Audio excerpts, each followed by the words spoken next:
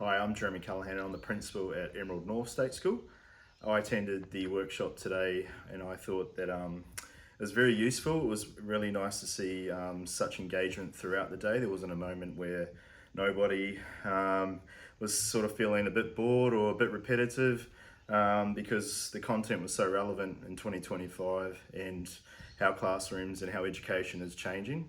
Um, for the day, we started off creating a unit as such, an assessment piece, and then that theme was used throughout a lot of different types of AI platforms that are useful in every day in our education. So as a teacher, even as a principal myself, lots of new ways and engaging ways to get teachers to design engaging lessons and to get students the best outcomes from them, from probably targeting their engagement in different platforms and technology.